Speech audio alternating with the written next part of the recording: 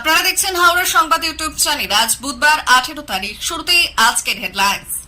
এবার কাজে ফিরুন, চিকিৎসকদের মৃদু শাসন দিতে জনতার স্বার্থে 4 পদক্ষেপ মমতার।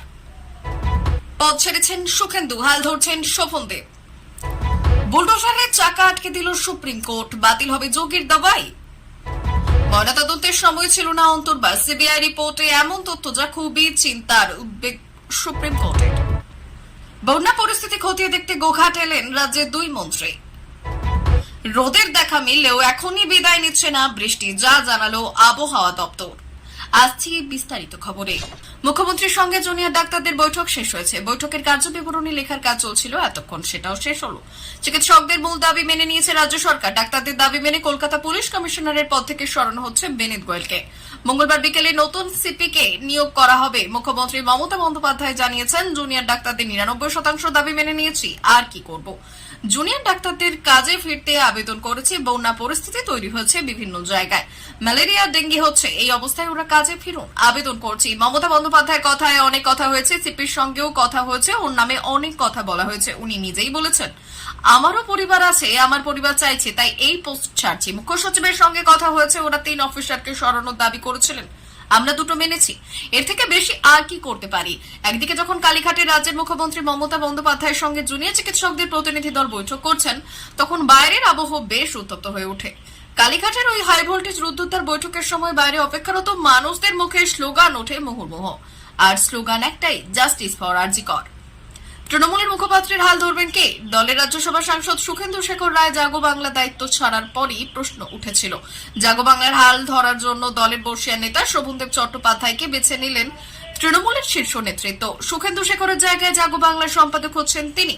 গত 9 আগস্ট আরজিকর কাণ্ডের পর কার্যত বিদ্রোহী হয়ে ওঠেন সুখেন্দু শেখর। কখনো ইঙ্গিতবাহী কার্টুন পোস্ট করেছেন, কখনো পুলিশ কমিশনারকে নিয়ে প্রশ্ন তুলে দলকে অস্বস্তিতে ফেলেছেন।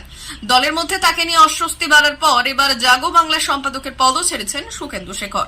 সুখেন্দু পদ ছাড়তেই জল্পনা বাড়ে, কি হবে জাগো বাংলার সম্পাদক। শেষ পর্যন্ত দলের বর্ষিয়ান নেতা শোভনদেবকেই দায়িত্ব দিল শীর্ষ নেতৃত্ব। তৃণমূলের জন্মলগ্ন থেকে সঙ্গে রয়েছেন তিনি। বছর 80-র এই নেতা 2021 সালে ভবানীপুর আসন ছেড়েছিলেন, যাতে মমতা বন্দ্যোপাধ্যায় উপনির্বাচনে প্রার্থী হতে পারেন।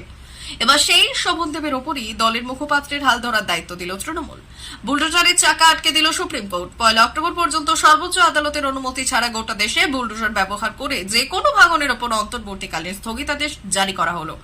আদালত অবশ্য জানিয়েছে, জনসাধারণের রাস্তা, ফুটপাত, রেললাইন বা জলাশয় দখল করে রাখা কোনো সম্পত্তির ওপর বুলডোজার চালানোর ক্ষেত্রে এই স্থগিতাদেশ প্রযোজ্য হবে না। বুলডোজার চালানোর এই প্রথা চালু করেছিলেন উত্তরপ্রদেশের মুখ্যমন্ত্রী যোগী আদিত্যনাথ। এর দৌলতে তাকে অনেকে বুলডোজার বাবা নামেও ডাকতে শুরু করেছিলেন। এরপর বিজেপি শাসিত অন্যান্য রাজ্যগুলিও তার দেখানো পথে অনুসরণ করেছে। এমনকি যে সকল রাজ্যে বিজেপি ক্ষমতায় নেই, সেই রাজ্যগুলিতেও বিজেপির প্রতিশ্রুতি, ক্ষমতায় এলে অপরাধীদের বিরুদ্ধে বুলডোজার চলবে। তবে এবার যোগীর এই দাওয়ায় নিয়েই প্রশ্ন তুলল শীর্ষ আদালত। গত সপ্তাহে অন্য একটি মামলার শুনানিতে অভিযুক্তের ঘরবাড়ি বুলডোজার দিয়ে গুড়িয়ে দেওয়ার সরকারি পদক্ষেপে তীব্র সমালোচনা করেছিল সুপ্রিম কোর্ট। শীর্ষ আদালত বলেছিল, অপরাধের সঙ্গে জড়িত থাকার অভিযোগ কারো সম্পত্তি ধ্বংস করার ভিত্তি হতে পারে না। এ ধরনের পদক্ষেপ আইনের ওপর বুলডোজার চালানোর শামিল। জাভেদ আলী মেহবুবা মিয়া সাইদ নামে গুজরাটের খেড়া জেলার এক বাসিন্দার বাড়ির ভাঙার নোটিশ দিয়েছিল স্থানীয় পৌরসভা। তার শীর্ষ আদালতে আবেদন করেছিলেন ওই ব্যক্তি। সেই মামলার শুনানিতে বিচারপতি ঋষিকেশ রায়, বিচারপতি সুধাংশু ধুলিয়া এবং বিচারপতি SVN ভাটির বেঞ্চ ওই মন্তব্য করেছিলেন। বেঞ্চ জানায়, দেশে আইনের শাসন রয়েছে। কোন পরিবারের একজন সদস্য আইন লঙ্ঘন করলে পরিবারের অন্য সদস্যদের বা তাদের আইনত নির্মিত বাসস্থানের বিরুদ্ধে ব্যবস্থা গ্রহণ করা যায় না। আদালত বলেছিল, শহীদের বিরুদ্ধে শুধুমাত্র একটি মামলা নথিভুক্ত করা হয়েছে। আইনি প্রক্রিয়ার মাধ্যমে তা আদালতে প্রমাণ করতে হবে। আরজিকর কাণ্ডে সিবিআই রিপোর্টে উদ্বেগ প্রকাশ সুপ্রিম কোর্টের। এদিন শুনানিতে শীর্ষ আদালতে স্পষ্ট বক্তব্য, সিবিআই যা রিপোর্টে লিখেছে সেটা চিন্তার। সবকিছু বলতে পারছি না, কিন্তু তা চিন্তার। গোটা বিষয়ে তদন্ত দরকার। সিবিআই হাতে অনেক লিডস আছে। মৃতার বাবা যে চিঠি দিয়েছেন তাতেও বেশ কিছু ইনপুট দিয়েছেন, সেগুলিকেও গুরুত্ব দিয়ে দেখতে হবে সিবিআইকে। সিবিআই মৃতার পরিবারের সঙ্গে যোগাযোগ রাখবে। রেসিডেন্ট ডক্টরসদের পক্ষে কিছু অভিযোগ করা হয়েছে, মুখবন্ধ খামে সেগুলো সিবিআইকে দিতে হবে। সিবিআই তা গুরুত্ব দিয়ে খতিয়ে দেখবে। পাশাপাশি প্রধান বিচারপতি এই দিন জানতে চান, কলকাতা পুলিশ কি সিবিআইকে সহযোগিতা করছে। ভিভিআর সহ সব তথ্য প্রমাণ তুলে দেওয়া হয়েছে। সিবিআই জানায়, মাত্র 27 মিনিটের ভিডিও দেওয়া হয়েছে। সলিসিটর জেনারেলকে প্রধান বিচারপতি নির্দেশ দেন। ডেড বডি চালান যেটি কলকাতা হাইকোর্টে জমা দেওয়া হয়েছিল সেটি সম্পর্কে সবকিছু খতিয়ে দেখবে সিবিআই। একই সঙ্গে এদিন প্রধান বিচারপতি আরো বললেন, তদন্ত চলাকালীন তদন্তের খুঁটিনাটি নিয়ে আলোচনা থেকে বিরত থাকতে বলা হয়েছে সব পক্ষকে। সিবিআইকে একটু সময় দেওয়া দরকার সত্য উদ্ঘাটনের জন্য। আমরা সবটার উপর নজর রাখছি। তদন্তের গোপনীয়তা নিয়ে সব আইনজীবী সতর্ক থাকবেন। গোপনীয়তা ফাঁস হলে তদন্তে প্রভাব পড়তে হবে। পরিস্থিতি সামাল দিতে প্রশাসনিক আধিকারিকদের নিয়ে আরামবাগে বৈঠক করলেন। নিম্নচাপের বৃষ্টি ও ডিবিসির জল ছাড়ার কারণে ফুসছে আরামবাগের সমস্ত নদীগুলি। জলমগ্ন হয়েছে আরামবাগ মহকুমার বেশ কিছু এলাকা। বন্যা পরিস্থিতির সৃষ্টি হয়েছে মহকুমা 4টি বিধানসভা এলাকার বিভিন্ন এলাকা জুড়ে। মঙ্গলবার সেই বন্যা পরিস্থিতি খতিয়ে দেখলেন সমমন্ত্রী বেচারাম মান্না ও সেচ মন্ত্রী মানস রঞ্জন ভূঁইয়া। সাথে সেখানে উপস্থিত ছিলেন আরামবাগের সাংসদ মিতালি বাগ, হুগলি জেলা পরিষদের সভাধিপতি রঞ্জন ধারা সহ একাধিক প্রশাসনিক আধিকারিকরা। এদিন তারা সকলে গোঘাটের বদনগঞ্জ এলাকার পরিদর্শন করলেন, কথা বললেন, মানুষদের সঙ্গে খতিয়ে দেখলেন পরিস্থিতি। ভারত বাংলাদেশ সীমান্ত থেকে উদ্ধার 1 কেজি 170 গ্রাম সোনা। এরপর জেলা শাসক, পুলিশ সুপার, মহকুমা শাসক সহ সমস্ত আধিকারিকদের নিয়ে এদিন আরামবাগ মহকুমা শাসকের কার্যালয়ে একটি বৈঠক করেন দুই মন্ত্রী। বৈঠক শেষে তারা জানান, বন্যা পরিস্থিতি সামাল দিতেই তাদের এই বৈঠক। পরিস্থিতি সামাল দিতে তারা সদা তৎপর আছেন। তারা সকলে মানুষের পাশে আছেন বলে দাবি করেন দুই মন্ত্রী।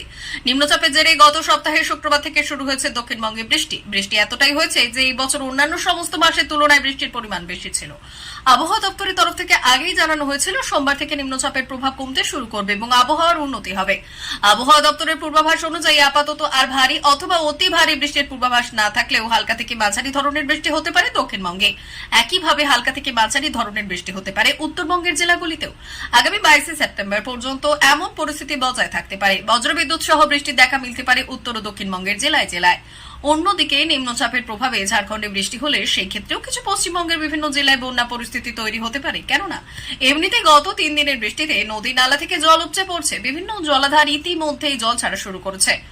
এরপর আবার ঝাড়খণ্ডে যদি বৃষ্টি বেশি হয় সেই ক্ষেত্রে সেখানকার জল গড়িয়ে আসতে শুরু করবে রাজ্যের নদীগুলিতে, যার প্রভাবে পরিস্থিতি আরো খারাপের দিকে যেতে পারে। প্রিয় দর্শক, আমাদের চ্যানেলের নিয়মিত ভিডিও পেতে চ্যানেলটি সাবস্ক্রাইব করুন।